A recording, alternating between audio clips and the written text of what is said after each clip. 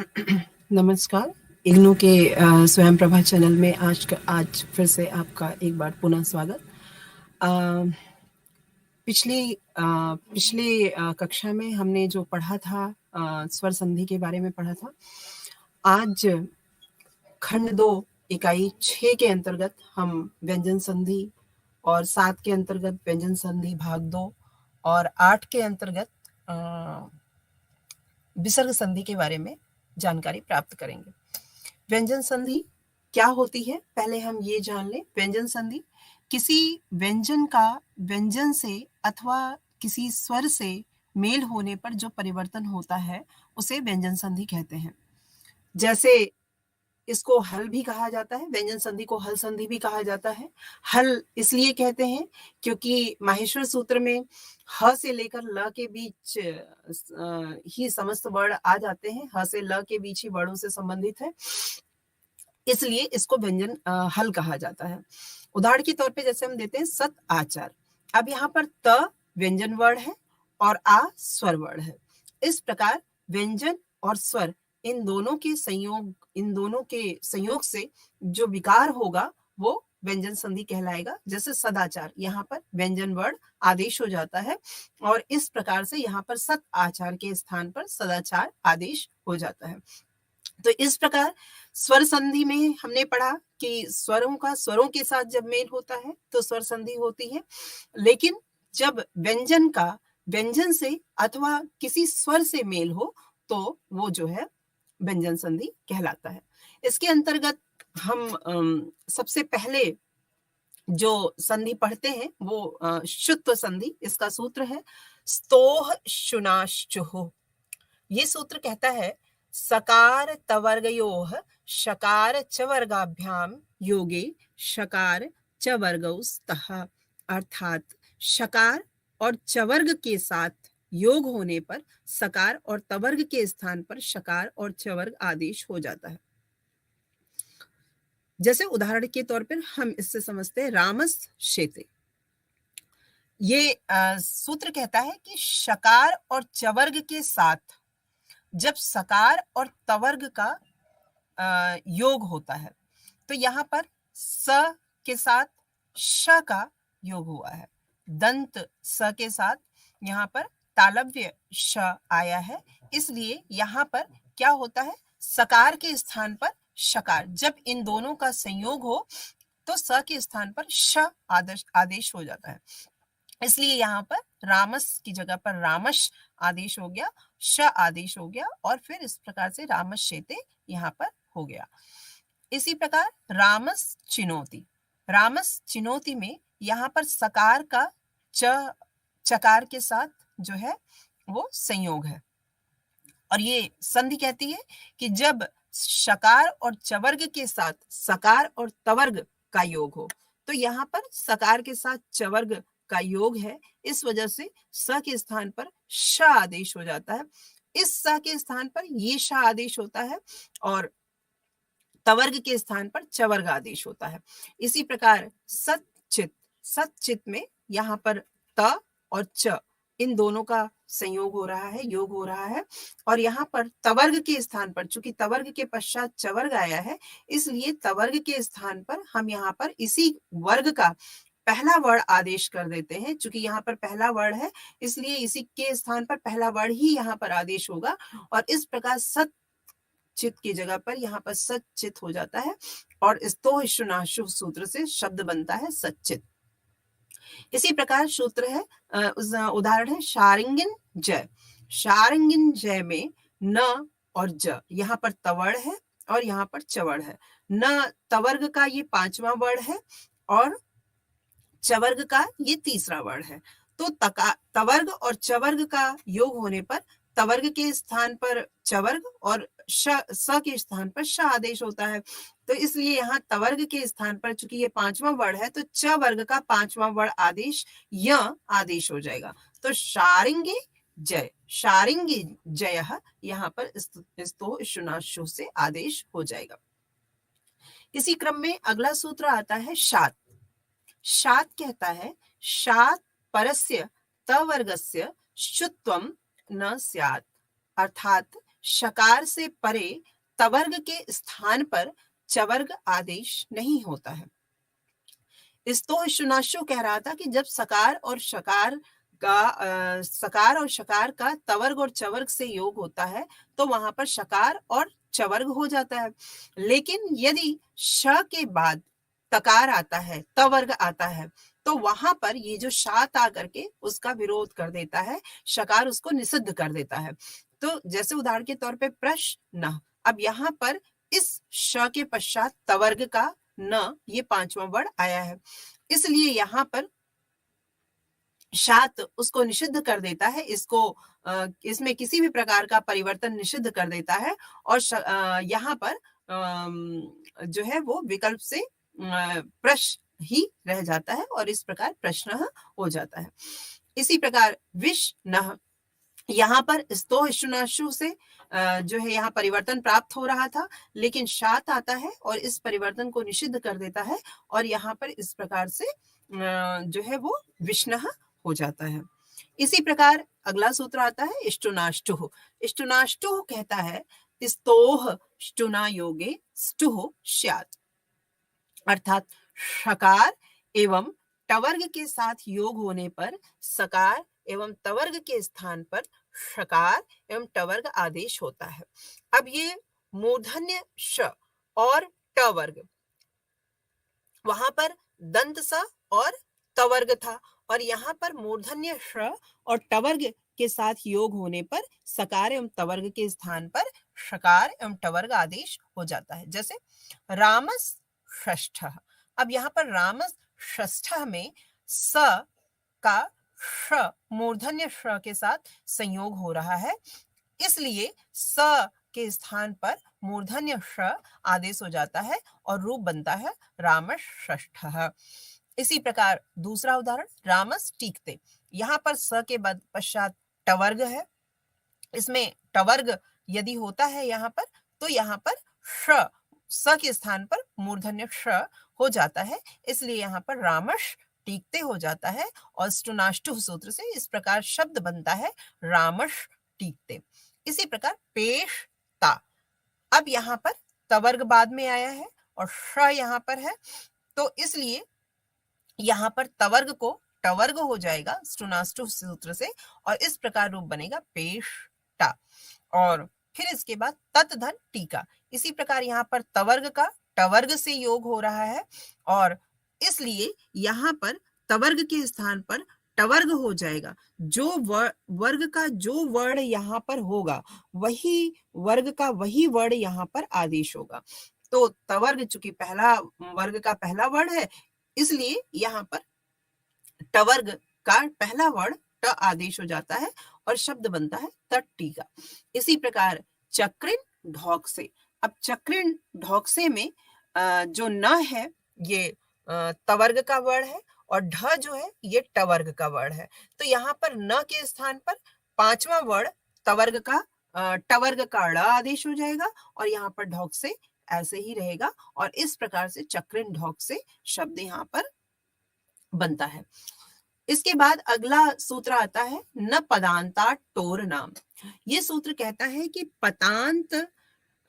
पदांता टवर्गात परस्या नामः स्तोह स्टूर न स्यात्, अर्थात पदांत टवर्ग से परे नाम के नकार को छोड़ करके अन्य सकार एवं तवर्ग को षकार एवं टवर्ग नहीं होता है, अर्थात ष्टुत्व नहीं होता है। अब यहाँ पर जैसे षड ते, यहाँ पर स्टुनाष्टु से टवर्ग और तवर्ग का संयोग प्राप्त होकर के जो है यहाँ पर टवर्ग की प्राप्ति हो रही है, लेकिन न पदांता टोर नाम ये सूत्र आता है और ये कहता है कि यदि पदांत में टवर्ग से परे पदांत में टवर्ग से परे, तो यहाँ पर टवर्ग है और टवर्ग से परे नाम के नकार को छोड़ करके अन्य सकार एवं तवर्ग, तो यहाँ पर ये तवर्ग है, तो टवर्ग के बाद तवर्ग को शकार एवं टवर्ग नहीं होता है, तो यहाँ पर इसने ये निषेध कर दिया कि ना तो यहाँ पर शकार होगा और ना तो यहाँ पर टवर्ग होगा। तो इस प्रकार से खरिचर सूत्र आता है और खरिचर सूत्र क्या करता है कि खर वर्णों को आदेश कर देता है। इस प्रकार खर वर्ण में ये प्रथम वर्ण अर्थात ट आदेश हो जाता है और ड के स्थान पर ट आदेश हो गया और रूप बना षट ते। अगला सूत्र आता है अनाम नवति नगरीणामिति वाच्यम। ये सूत्र कहता है कि पदांत टवर्ग से परे नाम, नवति और नगरी शब्दों के नकार को छोड़ करके अन्य सकार एवं टवर्ग नहीं होता है को शकार एवं टवर्ग नहीं होता है। इस प्रकार पदांत टवर्ग से परे नाम, नवति और नगरी शब्दों के नकार को ष्टुत्व हो जाएगा। तो पदांत टवर्ग से परे जब नाम, नवति और नगरी शब्दों के नकार को ष्टुत्व हो जाएगा। जैसे इसमें उदाहरण के तौर पे हम समझते हैं स्टुनाष्टु।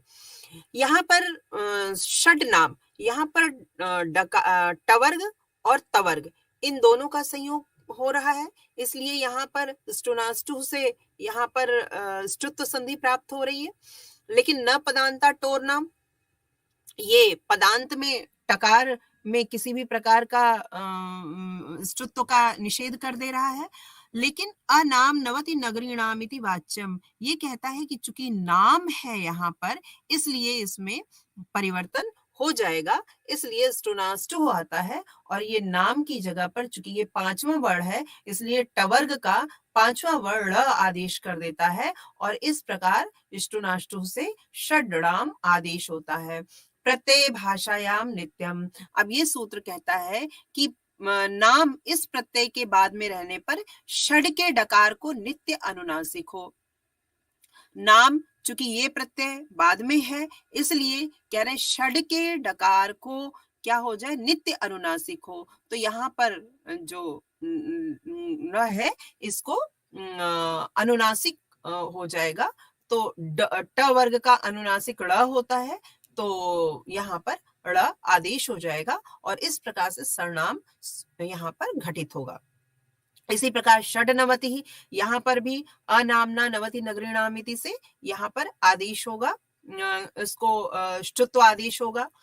स्टुनाष्टु से आदेश हो जाएगा और बनेगा षड णवति ही। यहाँ पर न के स्थान पर ड़ आदेश हो गया और फिर यरो अनुनासिक के वा सूत्र से इसको भी अनुनासिक हो जाएगा, ड को भी अनुनासिक हो जाएगा और रूप बनेगा षडवती ही। इसके बाद अगला सूत्र आता है तोषी। तोषी ही कहता है न ष्टुत्वम, अर्थात जब षकार के परे रहते तवर्ग को ष्टुत्व नहीं होता है, जैसे सन धन षष्ठः। अब यहाँ पर सबसे पहले स्टुनाष्टु प्राप्त हो रहा है क्योंकि टकार का मूर्धन्य श के साथ संयोग प्राप्त हो रहा है, इसलिए यहाँ पर स्टुनाष्टु से ष्टुत्व हो जाना चाहिए। लेकिन ये सूत्र आता है और ये कहता है कि शकार के परे रहते, तो ये बाद में है और तवर्ग को, अर्थात यहाँ पर तवर्ग का वर्ण न है तो ष्टुत्व नहीं होता और ये इसको ष्टुत्व होने से मना कर देगा और सन षष्ठः, जैसा ये रूप था वैसे ही उसी रूप में विद्यमान रहेगा और रूप बन जाएगा, जो रूप बनेगा वो बनेगा सन षष्ठः। इसके बाद अगला सूत्र आता है झलाम जशोवंते। झलाम जशोवंते कहता है कि पदांत में विद्यमान जो झल उसके स्थान पर जश आदेश होता है। पदांते झलाम जशः स्यो, पदांत में विद्यमान जो झल उसके स्थान पर जश आदेश होता है। यहाँ पर वाक धन ईशः, इसको हम देखते हैं। तो वाक में पद में झलवड़ है, यहाँ पर ये झलवड़ है, झलवड़ में झलवड़ का क है, तो इस प्रकार से यहाँ पर झलवड़ के क के स्थान पर जश आदेश हो जाता है।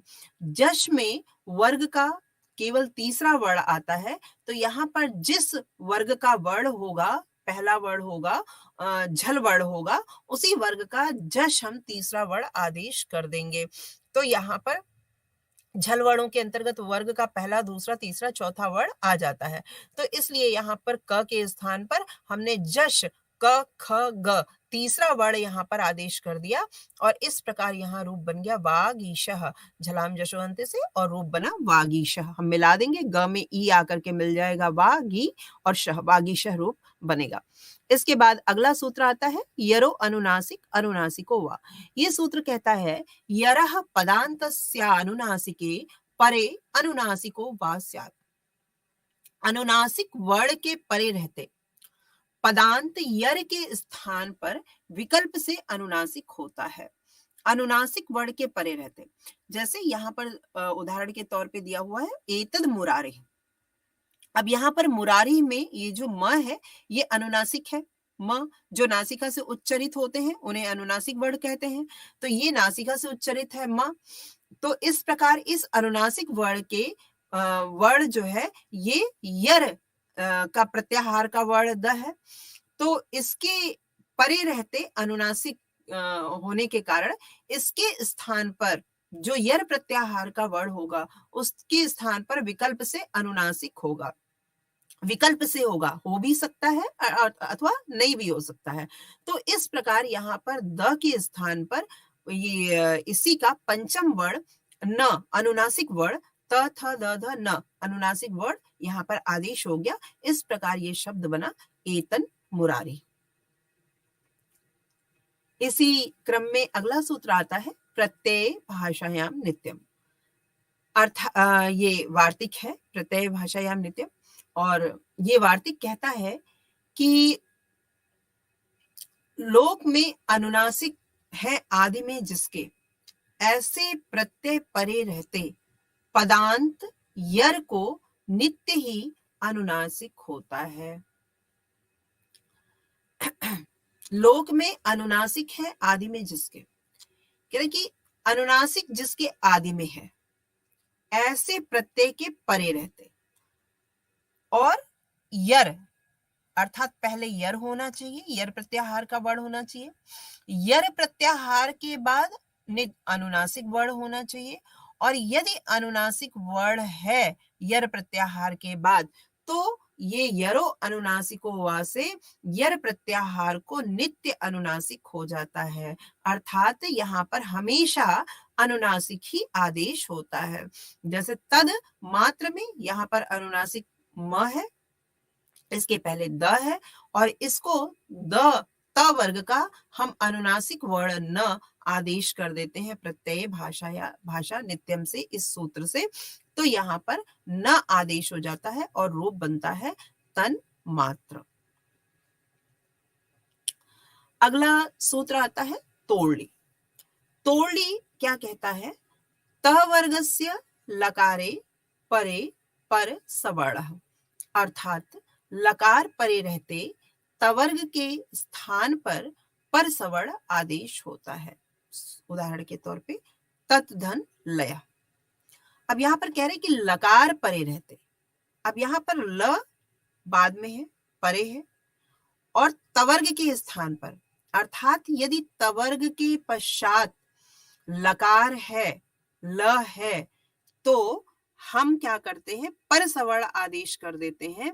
अर्थात पर सवर्ण आदेश का मतलब जो आदेश पर में है अर्थात बाद में है वही यहाँ पर भी आदेश हो जाएगा। तो इस प्रकार तत् लयः, इसमें हम देखें तो ल यहाँ है तो इसका पर सवर्ण यहाँ पर भी ल आदेश हो जाएगा। इस प्रकार यहाँ ल हमने तोड़ने से ल आदेश कर दिया और यहाँ पर तत् को तल बन गया और लयः तल लयः, यह रूप सिद्ध हुआ। इसी प्रकार अगला उदाहरण है विद्वान लिखति। विद्वान लिखति, यहाँ पर न अनुनासिक वर्ण है, तवर्ग का है, तवर्ग का वर्ण है और अनुनासिक है। तो तवर्ग के पश्चात तवर्ग के स्थान पर अगर लकार बाद में है तो यहाँ लकार है और यहाँ पर तवर्ग है, तो तवर्ग के पश्चात लकार है तो हम पूर्व सवर्ण कर देंगे, अर्थात यहाँ पर भी हम लकार कर देंगे। चूंकि यहाँ नकार अनुनासिक वर्ण है इसलिए यहाँ पर लकार भी अनुनासिक ही आदेश होगा और इस प्रकार यहाँ पर रूप बन जाएगा विद्वान लिखति। तोड़ने से यहाँ पर ल आदेश होकर के विद्वान लिखति होगा और रूप बनेगा विद्वान लिखति। इसके बाद सूत्र आता है उदः स्था स्तंभोः पूर्वस्य, अर्थात उदः परयोः स्था स्तंभोः पूर्व सवर्णः। उद से परे स्था और स्तंभ होने पर पूर्व सवर्ण आदेश होता है। यदि उद शब्द के बाद यदि स्था या स्तंभ शब्द आता है तो पूर्व सवर्ण आदेश हो जाता है। इसी क्रम में अगला सूत्र आता है तस्मादित्युत्तरस्य, अर्थात पंचमी को निर्देश करके होने वाला जो कार्य होता है अव्यहित पर के स्थान पर होना चाहिए। इसी प्रकार अगला सूत्र आता है आदेह परस्य। ये सूत्र कहता है परस्य यद विहितम ततस्य देर बोध्यम, अर्थात पर के स्थान पर जो कार्य विहित होता है वह उसके आदि वर्ण के स्थान पर ही होगा, ऐसा समझना चाहिए।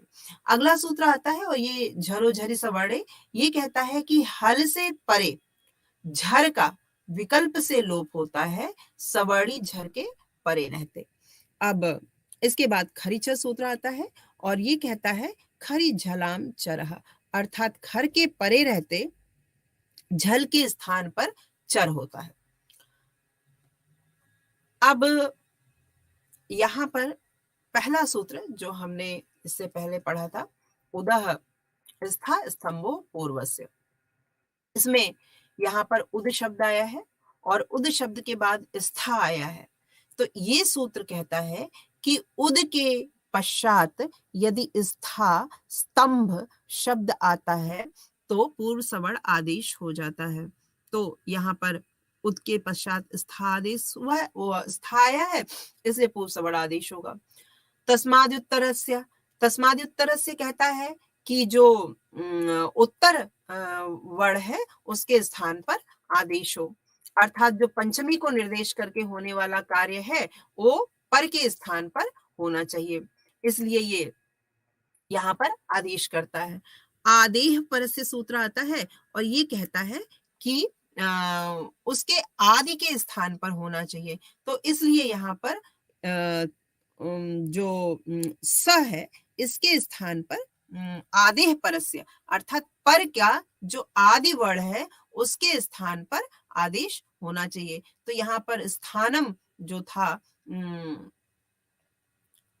ये सूत्र कहता है कि अंतिम अल के स्थान पर होना चाहिए, लेकिन आदेह पर से आता है और ये कहता है कि नहीं, जो पर में है उसके आदि वर्ण को होना चाहिए। तो इस प्रकार यहाँ पर उद थ और थानम हो गया। इसके बाद अगला सूत्र आता है और ये झरोझरी सवर्णे, ये क्या करता है, थ का लोप कर देता है, तो यहाँ पर लोप होकर के उद थानम हो जाता है। इसके बाद खरीचा सूत्र आता है और ये कहता है कि जो खर प्रत्याहार को आदेश होना चाहिए, तो यहाँ पर द के स्थान पर त आदेश हो जाता है, प्रथम वर्ण आदेश हो जाता है और उत्थानम बनता है। स्थाने अंतरतमा, स्थान उच्चारण और प्रयत्न समान होने के कारण यहाँ पर त आदेश होता है और उत्थानम शब्द यहाँ पर बन जाता है। इसी प्रकार उत्तंभनम को भी समझना चाहिए, इसमें भी उद धन स्तंभनम इसका विच्छेद करेंगे और इस प्रकार ये समस्त सूत्र लग करके यहाँ पर उत्तंभनम शब्द सिद्ध होगा।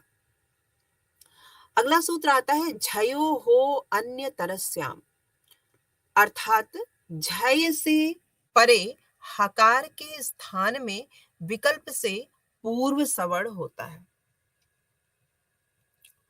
झय से परे, यहां पर वाकहरी शब्द है। यहां पर सबसे पहला सूत्र लग रहा है झलाम जशवंते। ये सूत्र कहता है झल के स्थान पर अंत में जश आदेश हो, तो यहाँ पर झल वर्ण आया हुआ है और इसके स्थान पर ये जश आदेश कर देगा, अर्थात झल वर्ण का प्रथम वर्ण क का जो जश प्रत्याहार के अंतर्गत तृतीय वर्ण ग आया है, तो इस प्रकार क के स्थान पर ग आदेश हो जाता है।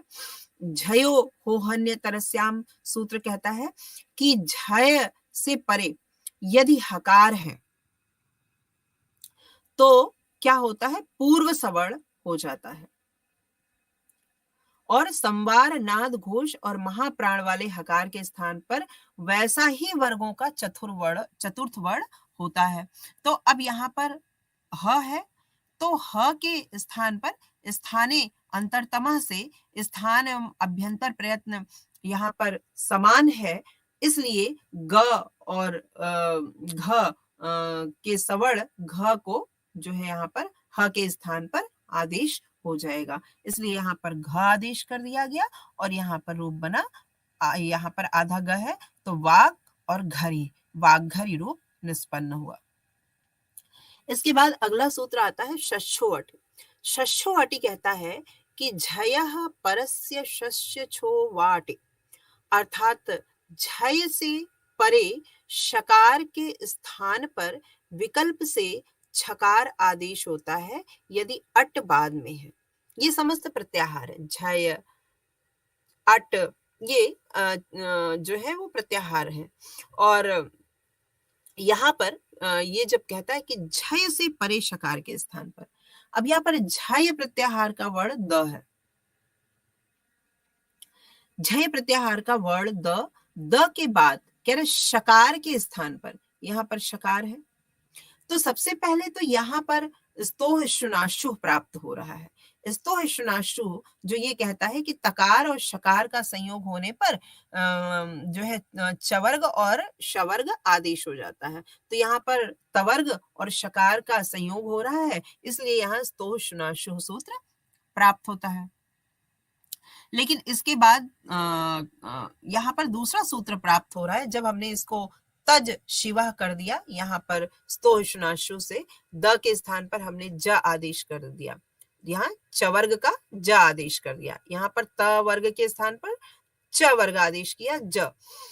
तो मैं पहले भी बता चुकी हूँ कि जब यहाँ पर जिस वर्ग का जो वर्ण होगा, इस च वर्ग का वही वर्ण यहाँ पर आदेश होगा, तो चूंकि तवर्ग का तीसरा वर्ण है ये, तो इसलिए च वर्ग का तीसरा वर्ण यहाँ पर आदेश होगा, तो यहाँ पर ज आदेश हुआ और तज शिवः रूप बन गया। खरिच सूत्र आता है और ये कहता है कि झल के बाद यदि खर है तो झल को चर आदेश हो जाए, तो झल के बाद यदि खर वर्ण है तो झल को चर आदेश हो, तो यहाँ पर झल वर्ण है और इसके बाद खर वर्ण है, तो इसलिए खर वर्ण का ज है, तो इसलिए ये जो खर झल वर्ण है इसको हम क्या करेंगे, चर आदेश कर देंगे। यहाँ पर ज के स्थान पर चर के अंतर्गत वर्ग का प्रथम वर्ण आता है, तो यहाँ पर हम वर्ग का प्रथम वर्ण च आदेश कर देंगे और रूप बना तत् शिवः। इसके बाद सूत्र आता है शश्योअटि। शश्योअटि क्या कहता है कि यदि झय के बाद शकार है तो विकल्प से छ आदेश हो, यदि बाद में अट प्रत्याहार का वर्ण हो, तो अट प्रत्याहार के अंतर्गत वह आता है, तो अट प्रत्याहार का वर्ण श के बाद है, इसलिए हमने क्या किया, श को और झय प्रत्याहार का वर्ण है यहाँ पर और उसके बाद शकार है, तो शकार के बाद अट प्रत्याहार है, इसलिए हमने शकार को छ आदेश यहाँ पर कर दिया, स को छ आदेश कर दिया और इस प्रकार तच्छिवः रूप बनता है और रूप बन जाता है तच्छिवः। अगला सूत्र आता है छत्वमिति वाच्यम। छत्वमिति वाच्यम कहता है कि झय से परे शकार के स्थान पर विकल्प से छकार आदेश के प्रसंग में अट परे रहते की जगह अम परे रहते कहना चाहिए। अर्थात जैसे यहाँ पर सूत्र है तद श्लोकेन, उदाहरण है तद श्लोकेन। तद श्लोकेन सूत्र में भी यहाँ पर उदाहरण में भी यहाँ पर तवर्ग और श का आपस में संयोग प्राप्त हो रहा है, इसलिए तवर्ग और सवर्ग का योग होने के कारण यहाँ पर स्तोह शुनाशु से यहाँ पर स्तोह शुनाशु से विकार हो रहा है। तज श्लोकेन। अब खरिचा सूत्र आता है और ये वर्ग का पहला वर्ण कर देता है, तो यहाँ पर ज के स्थान पर च आदेश हो जाता है और हो जाता है तच श्लोकेन। दूसरा सूत्र आता है छत्वमिति वाच्यम। छत्वमिति वाच्यम कहता है कि पदांत झय के परे शकार यदि हो तो शकार को हम छ कर देते हैं यदि अम बाद में हो, तो यहाँ अम प्रत्याहार का वर्ण ल श के बाद है, इसलिए श को, और यहाँ झय प्रत्याहार का वर्ण च है, तो झय प्रत्याहार के बाद शकार को हम छकार कर देंगे, क्योंकि उसके बाद में अम प्रत्याहार का वर्ण ल है। तो इस प्रकार यहाँ पर छ हो गया और वर्ण बना तच्छ्लोकेन। अब इसी क्रम में जब हम दूसरी इकाई पर आते हैं, खंड 2 इकाई 7 हल संधि, इसमें मो अनुस्वार सूत्र से पदांतवा सूत्र पर्यंत तक इसका इसमें इस इकाई के अंतर्गत वर्णन किया गया है। इसमें पहला सूत्र आता है मो अनुस्वारा। मो अनुस्वारा सूत्र कहता है कि यदि हल परे रहते मकारांत पद के अंतिम मकार के स्थान पर अनुस्वार आदेश हो जाता है, जैसे हरिम बंदे। अब यहां पर ये सूत्र कह रहा है मोनुस्वारा लगेगा। मोनुस्वारा क्यों? मोनुस्वारा कहता है कि यदि मकार है, अंत में मकार है, हल के परे रहते अर्थात व्यंजन यदि बाद में है और मकार अंत में है, तो इस मकार को अनुस्वार हो जाता है। यदि मकार के बाद, अंतिम मकार के बाद व्यंजन है, तो अंतिम मकार को अनुस्वार आदेश हो जाता है। तो मो अनुस्वार ये कहता है, लेकिन हलो अंत से कहता है कि जो अंतिम अल होगा उसके स्थान पर अनुस्वार होगा। तो यहाँ पर हरिम बंदे, ये म जो है इसके स्थान पर यहाँ पर अनुस्वार हो जाएगा इस सूत्र से, मो अनुस्वार सूत्र से। इसके बाद अगला सूत्र आता है नश्य अपदान्तस्य झलि, अर्थात नस्य मस्य चापदान्तस्य झल्य अनुस्वार। सॉरी, झल परे रहते अपदांत नकार और मकार के स्थान पर अनुस्वार होता है। यहां पर उदाहरण के तौर पे हम लेते हैं यशांश सी, यशान धन सी। अब यशान धन सी, यहां पर झल प्रत्याहार का वर्ण स है और इसके पहले नकार है। तो ये सूत्र कहता है कि यदि झल बाद में है और नकार और मकार के स्थान पर अनुस्वार हो जाएगा, तो यहाँ पर नकार है और इस नकार के स्थान पर ये अनुस्वार आदेश हो गया, क्योंकि पद के अंत में है, ये नकार पद के अंत में है और इसके बाद जो है झल प्रत्याहार का वर्ण स है, इसलिए यहाँ पर ये अनुस्वार हो गया और इस प्रकार रूप बना यशांसी। इसके बाद अगला सूत्र आता है अनुस्वारस्य यई परसवर्णः, अर्थात ये वृत्ति है और ये वृत्ति कहती है कि यय परे रहते अनुस्वार के स्थान में परसवर्ण आदेश होता है। जैसे यहां पर उदाहरण के तौर पे सामतः, शामतः। अब इसमें नश्य अपदान्तस्य झलि से यहाँ पर जो मकार है, अंतिम मकार है, इसको अनुस्वार प्राप्त हो जाएगा और फिर अनुसार से यही परसवर्ण सूत्र आता है। ये कहता है कि यय परे रहते अनुस्वार के स्थान पर परसवर्ण आदेश हो। तो यय तवर्ण जो है वो यय प्रत्याहार का वर्ण है, इसलिए क्या होगा, अनुस्वार के स्थान पर परसवर्ण आदेश हो जाएगा। तो यहाँ पर जो परसवर्ण आदेश अर्थात तवर्ग का जो पंचम वर्ण है वो अनुस्वार आदेश हो जाएगा और यहाँ पर न आदेश हो जाता है और रूप बनता है शांत। इसके बाद सूत्र आता है वा पदान्तस्य। वा पदान्तस्य कहता है पदान्तस्यानुस्वारस्य यई परे परसवर्णो वा स्यात्, अर्थात यय परे रहते पदांत अनुस्वार के स्थान पर विकल्प से परसवर्ण आदेश होता है। उदाहरण के तौर पर त्वम करोषि। अब यहाँ पर त्वम करोषि में सबसे पहले सूत्र प्राप्त होता है मो अनुस्वारा, क्योंकि मो अनुस्वारा क्या कहता है कि यदि मकार के बाद कोई व्यंजन हो, अंतिम मकार के बाद कोई व्यंजन हो, तो मकार और नकार को अनुस्वार हो जाता है। तो यहाँ पर मो अनुस्वार से यहाँ पर अनुस्वार हो गया। इसके बाद अगला सूत्र आता है वापदांतस्य। वापदांतस्य सूत्र क्या कह रहा है कि यय परे रहते पदांत अनुस्वार के स्थान पर विकल्प से पर सवर्ण आदेश हो जाए।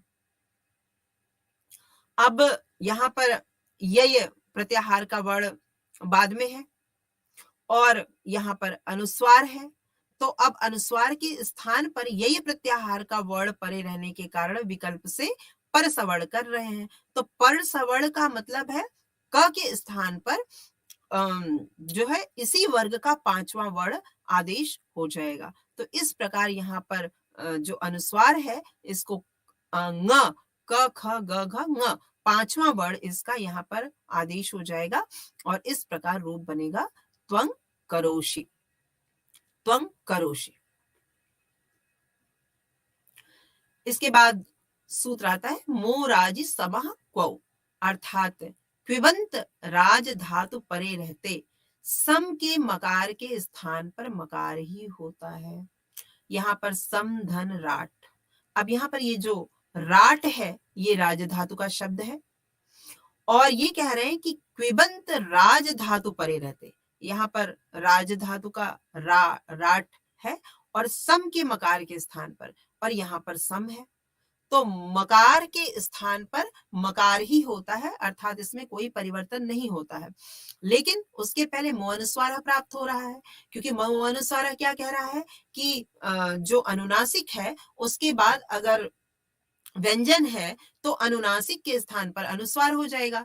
तो यहाँ पर इसलिए यहाँ सबसे पहले ये सूत्र प्राप्त होता है और ये अनुस्वार करता है इसको, लेकिन मोराज समः को आकर के उसका निषेध कर देता है और वो कहता है कि यदि राज धातु है बाद में और सम के मकार को उस समय क्या हो जाए, यथा स्थिति बनी रहे, अर्थात मकार ही बना रहे।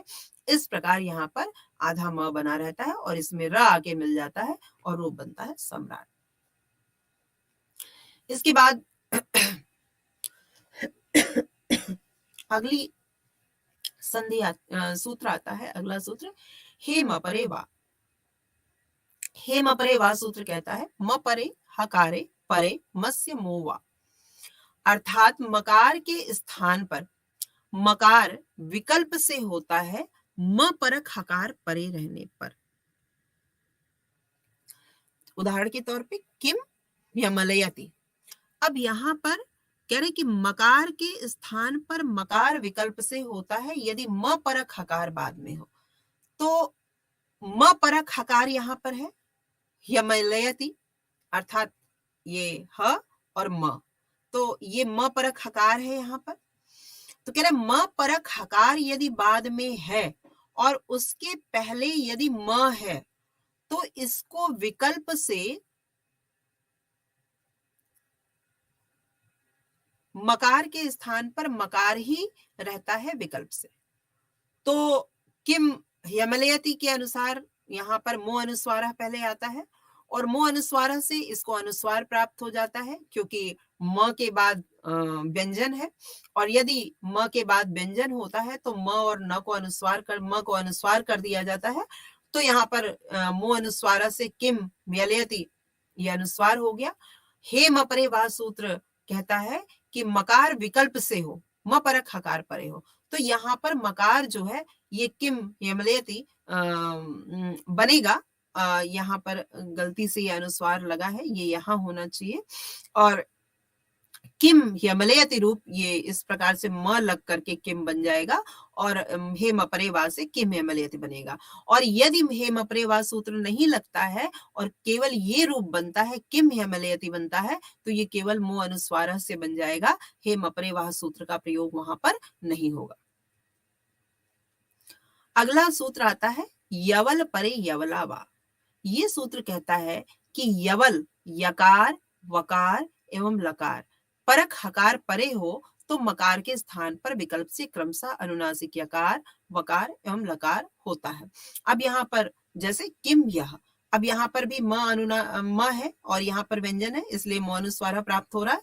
लेकिन यवल परे यवला वा के अनुसार यदि य व ल इनसे युक्त यदि ह है तो उसको अनुनासिक हो जाता है।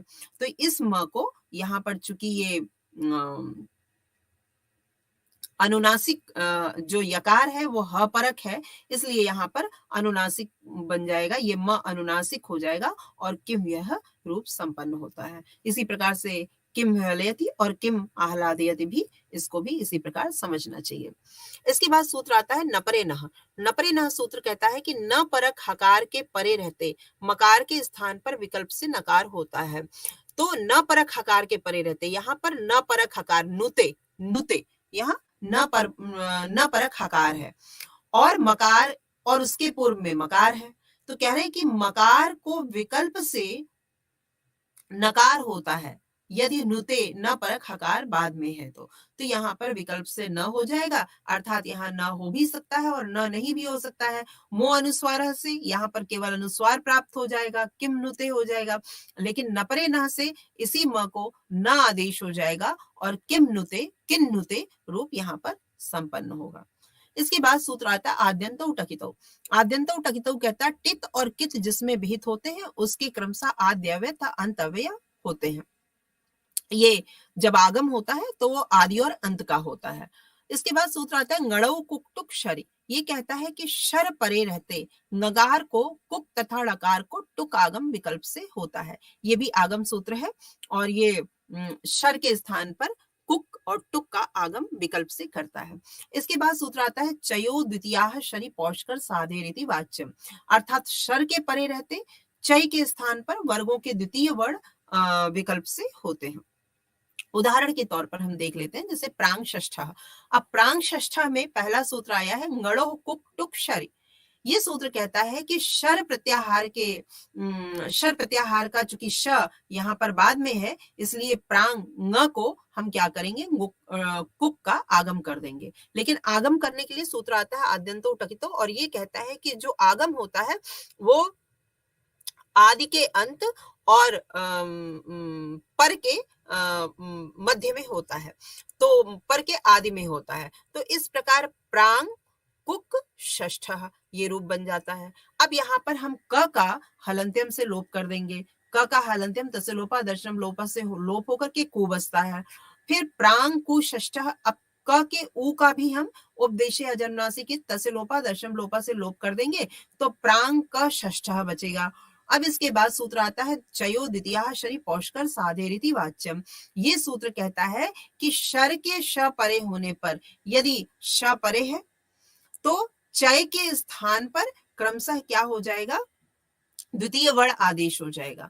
तो श परे होने के कारण चय के स्थान पर यहाँ द्वितीय वर्ण क वर्ण का द्वितीय वर्ण ख होता है, तो क वर्ग का द्वितीय वर्ण ख आदेश हो जाएगा और प्रांग षष्ठ रूप निष्पन्न होगा। अगला सूत्र आता है ngसी ही ngहसी धट धुट। डकार से परे सकार को विकल्प से धुट आगम होता है। उसके आगे सूत्र आता है नश्य। नश्य कहता है कि नान्ता परस्य सस्य धुटवा, अर्थात नान्त से परे सकार को विकल्प से धुट का आगम हो, अर्थात नान्त मने न जिसके अंत में हो। तो न सन स इसमें न अंत में है और इसके परे स है, इसके बाद स है। नश्य सूत्र से क्या हो जाएगा, धुट का आगम हो जाएगा। ये कहता है कि सकार को विकल्प से धुट का आगम हो, तो यहाँ पर विकल्प से धुट का आगम होता है। धुट का आगम होगा तो हम पहले ट का लोप करेंगे, ट का लोप करके फिर इसके बाद ध के उ का तो धू स बचता है, फिर ध के उ का लोप करेंगे उपदेश अनुनासिक तस्य लोपा दर्शनम लोपा से, तो उ का लोप होता है तो ध शेष बचता है और फिर सन ध स ये रूप बनता है। और फिर खरिचा सूत्र आता है और ये कहता है कि सकार के परे रहते, ये क्या किया इसने, सकार के परे रहते धकार के स्थान पर तकार आदेश कर दिया और इस प्रकार रूप बना संत सह। इसके बाद सूत्र आता है शीतुक। शीतुक कहता है कि शी परे रहते पदांत नकार को विकल्प से तुक का आगम होता है, जैसे सन शंभु, सन शंभु ये सूत्र आता है। अब सन शंभु में सबसे पहला सूत्र लगा है शीतुक। शीतुक क्या कहता है कि न के पश्चात श है और इसलिए तुक का आगम हो जाएगा। न के पश्चात यदि श हो तो तुक का आगम हो जाता है, तो तुक का आगम होगा आद्यंतो टकितो से हम सन तुक शंभु, तो हम आगम कर देंगे तुक का आद्यंतो टकितो से। इस प्रकार सन तुक शंभु हो गया। फिर हम क का लोप करेंगे हलंत्यम तस्य लोपा अदर्शनम लोपा से। अदर्शनम लोपा से जब हमने लोप किया तो बना तू शंभु। अब त के ऊ का भी लोप हम करेंगे। कहीं पर भी अगर ये आगम होता है तो आगम में जो ये वर्ड है हम इसका लोप करते हैं और फिर इसके बाद हम जो स्वर है व्यंजन के स्वर अनुनासिक वर्ड है उसका हम लोप करते हैं। तो ये तू अनुनासिक ऊ जो है अनुनासिक वर्ड है तो उपदेश अनुनासिक इससे इसकी अनुनासिक संज्ञा होगी और तस्य लोपा दर्शनम लोपा से इसका लोप हो जाएगा। तो इस प्रकार सन त शंभु बचा। अब यहाँ पर तकार और शकार का संयोग होने के कारण यहाँ पर शुद्ध संधि प्राप्त हो रही है। तो यहाँ पर स्तोह शुनाशु सूत्र प्राप्त हो रहा है। तो यहाँ पर हम क्या करेंगे, त और श का संयोग होने के कारण हम त को च कर देंगे। जो है चवर्ग कर देंगे। तो यहाँ पर सन च शंभु हो गया। इसके बाद फिर से यहाँ पर तकार और चवर्ग का संयोग प्राप्त हो रहा है। तो हम यहाँ पर फिर से स्तोह शुनाशु के द्वारा न के स्थान पर इसी का पांचवां वर्ड चवर्ग का पांचवां वर्ड हम कर देंगे। चूंकि यहाँ तवर्ग का पांचवां वर्ड है इसलिए यहाँ भी हम चवर्ग का पांचवां वर्ड कर देंगे। इस प्रकार सच संय छम्भु कर देंगे और इस प्रकार सशो अठी से यहाँ पर संय छ और यहाँ पर छ श है। तो ये सूत्र शशो अठी कहता है कि झय के बाद शकार के स्थान पर, चूंकि झय प्रत्याहार का वर्ड है और ये शकार है तो कह रहे हैं उसके स्थान पर छ आदेश हो जाए यदि अट बाद में है। तो अट वर्ण का म यहाँ बाद में है इसलिए यहाँ पर हम क्या करेंगे कि श के स्थान पर छ आदेश कर देंगे और रूप बनेगा शय छम्भु। इसी प्रकार से इनको भी समझ लेना चाहिए। संय छम्भु जब हम इसमें केवल सशो अटी लगाते हैं तो संय छम्भु बनता है और अगर संय छम्भु अगर हम इसमें शशो अटी नहीं लगाते हैं तो संय च शंभु बनता है। और इसके अतिरिक्त यहाँ पर इसी प्रकार से सिद्धियां हो जाती हैं।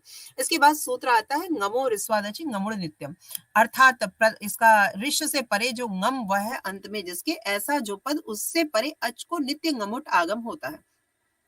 यहाँ पर प्रत्यंग आत्मा। अब यहाँ पर ऋष से परे ng जो है वो ऋष यहाँ यह है, इसके बाद ng है तो ng होने के कारण उससे परे जो अच है उसको ngमुट आगम हो जाएगा। तो यहाँ पर प्रत्यंग उट आगम हमने कर दिया आद्यंत उटकितौ से और इसके बाद हमने ट का लोप कर दिया फिर ng के ओ का लोप कर दिया तो यहाँ पर बचा ng, फिर प्रत्यंग आत्मा रूप यहाँ पर सिद्ध हो जाता है। इसी प्रकार से सुगणीश और सन्निश्चितः भी हो जाता है। फिर अगला सूत्र आता है समासुटी। सुट के परे रहते सम के मकार के स्थान पर रू आदेश होता है। अत्र अनुनासिका पूर्व से तुआ, इस रू प्रकरण में भी रू से पूर्व वर्ण को विकल्प से अनुनासिक होता है। इसके बाद अनुनासिकात परवनुस्वार, जिस पक्ष में अनुनासिक होता है उसी को छोड़कर अन्य पक्ष में रू से पूर्व जो वर्ण उससे परे अनुस्वार का आगम होता है।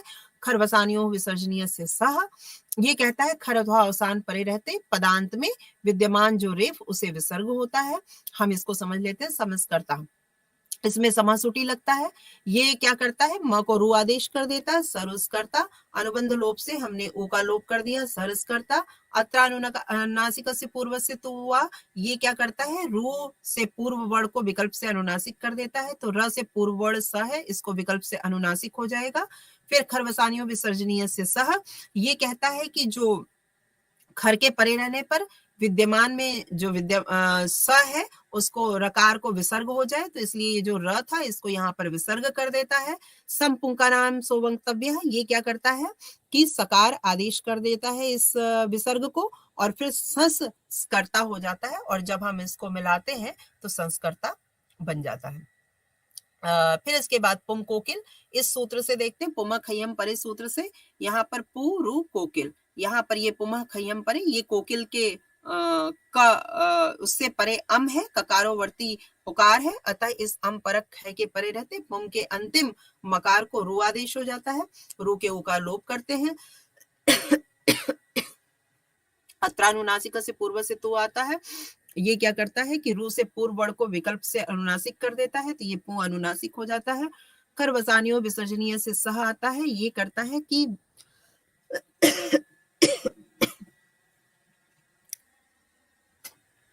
इसको विसर्ग कर देता है और फिर यहाँ पर विसर्ग हो जाता है।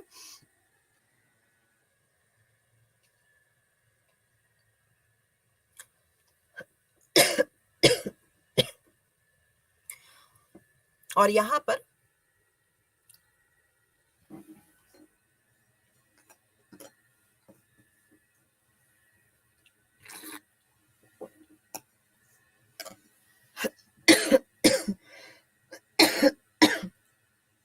सॉरी, यहाँ पर इसको सा आदेश हो जाता है और फिर पुंस कोकिल यहाँ पर सिद्ध हो जाता है। नश्यभ्य प्रशान यहाँ पर ये सूत्र आता है और ये कहता है कि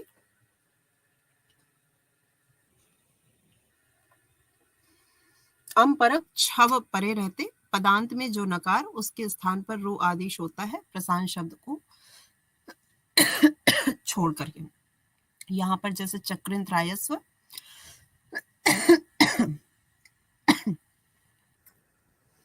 यहाँ पर नश्यभ्य प्रशान सूत्र आता है और ये कर देता है न को रुत्व कर देता है, फिर र के ऊ का लोप कर देते हैं उपदेश अनुनासिक की तस्य लोपा दर्शन लोपा से, और यहाँ पर रू को र शेष आता है और खर वसानियों विसर्जनीय से सह आता है, ये र को विसर्ग कर देता है और विसर्जनीय से सह इस विसर्ग को स कर देता है और इस प्रकार से चक्रिंस्त्रायस्व यहाँ पर सिद्ध हो जाता है। इसी क्रम में तस्य परमाम्रेडितम सूत्र आता है, जो 2 बार कहा गया हो उनमें द्वितीय रूप की आम्रेडित संज्ञा होती है और कानाम्रेडित कहता है कि आम्रेडित संज्ञक शब्द परे रहते कान शब्द के अंतिम नकार के स्थान पर रू आदेश हो जाता है। उदाहरण के तौर पे जैसे कान कान शब्द है, यहाँ पर तस्य परमाम्रेडितम शब्द से कान कान शब्द 2 बार कहे गए हैं, इसलिए जो द्वितीय कान है इसकी आम्रेडित संज्ञा हो जाएगी। कानाम्रेडित सूत्र से इसमें जो आम्रेडित संज्ञक शब्द के परे रहने के कारण कान शब्द के अंतिम नकार के स्थान पर रू आदेश हो जाएगा। रू आदेश हो गया, फिर र के ऊ का लोप कर देंगे हम, कार कान बच जाएगा। फिर अत्रानुनासिका से पूर्व से तुआ सूत्र आता है और ये क्या करेगा, का को अनुनासिक कर देगा और फिर खर वसानियों विसर्जनीय से सह सूत्र क्या करेगा कि इस र को विसर्ग कर देगा और फिर का कान बचेगा और फिर समपुंका नाम सो वक्तव्य सूत्र से ये जो विसर्ग है इसको स हो जाएगा और इस प्रकार कांस कान रूप सिद्ध होगा। अगला सूत्र आता है छेच। छेच सूत्र कहता है ऋस्व से छेतु। अब यहाँ पर जैसे उदाहरण के तौर पर शिव छाया, यहाँ पर पहला सूत्र लगा है छेच, ये क्या कहता है, छकार परे रहते ऋषु को तुक का आगम हो। अब यहाँ पर छकार बाद में है इसलिए यहाँ पर ऋषु को तुक का आगम हो जाएगा। यहाँ पर वह ऋषु है तो यहाँ पर शिव तुक छाया, तुक का आगम हो गया। इसके बाद हम क का लोप करेंगे और त के ऊ का लोप करेंगे तो शिव त छाया बचा और फिर इसके बाद झलाम जशवंते आ जाएगा। झलाम जशवंते क्या करेगा, जश को झल को जश कर देगा, तो इसलिए जो त झल है इसको द जश कर देगा और फिर इसके बाद स्तोह शुनाशु आएगा। स्तोह शुनाशु इस द के स्थान पर ज आदेश कर देगा और फिर शिव ज छाया बन जाएगा और फिर इसके बाद खरिचा सूत्र आता है। खरिचा सूत्र ज के स्थान पर च आदेश करता है और इस प्रकार शिव च छाया आ जाएगा और रूप बनेगा शिव छाया। इसी प्रकार लक्ष्मी छाया, इसमें पदांत दीर्घ से छकार परे रहते, तो चूंकि पद के अंत में लक्ष्मी दीर्घ है, इकार दीर्घ इकार है और इसके पश्चात छकार है, इसलिए इस सूत्र से यहाँ पर क्या होगा, तुक का आगम होगा। आद्यंतो टकितो से हम तुक का आगम कर देंगे। क का यहाँ पर लोप करेंगे, त के ऊ का लोप करेंगे, फिर स्तो शुनाश्चु से लक्ष्मी च छाया हो जाएगा। झलाम जशवंती से द आदेश कर देंगे, लक्ष्मी द छाया हो जाएगा। स्तो शुनाश्चु से पुनः हम लक्ष्मी ज छाया करेंगे और खरिच सूत्र से ज के स्थान पर च आदेश हो जाता है और इस प्रकार लक्ष्मी छाया रूप बनता है। अब विसर्ग संधि। विसर्ग संधि में विसर्ग के बाद स्वरिया व्यंजन आने पर जो विकार होता है उसे विसर्ग संधि कहते हैं। जैसे मनः, यहाँ पर ये विसर्ग है और इसके पश्चात बल, तो इस प्रकार मनः बल ये मनोबल बन जाता है और दु शासन यहाँ पर विसर्ग और शासन, इस प्रकार से यहाँ पर विसर्ग और व्यंजन के संयोग से यहाँ पर दुशासन शब्द बन जाता है। इसी प्रकार निह फल, तो इसके स्थान पर विसर्ग के स्थान पर स हो जाता है और निष्फल शब्द निष्पन्न होता है। इसके अंतर्गत पहला सूत्र आता है विसर्जनीय से सह। विसर्जनीय से सह कहता है खरि विसर्जनीय से सह स्यात्। खर परे रहते विसर्ग के स्थान पर सकार आदेश होता है। तो यहाँ पर खर वर्ण का वर्ण त्र परे है और यहाँ पर विसर्ग है, तो विसर्जनीय से सह सूत्र से इस विसर्ग के स्थान पर यहाँ पर विसर्ग हो जाएगा और स हो जाएगा और इस प्रकार विश्वस्त्राता शब्द यहाँ पर निष्पन्न होगा।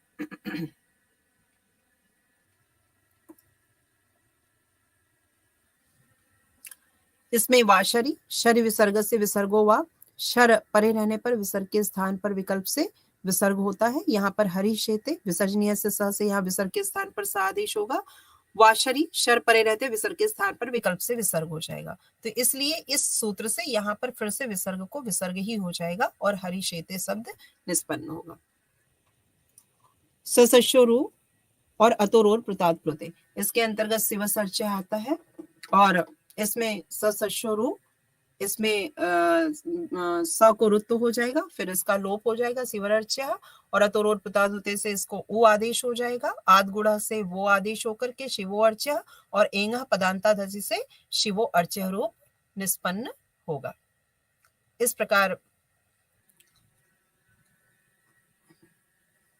विसर्ग संधि में आज इतनी सिद्धियां हो पाई, कुछ अंश इसमें छूट रहा है जिसको हम अगली बार इसको कवर करने की कोशिश करेंगे। धन्यवाद।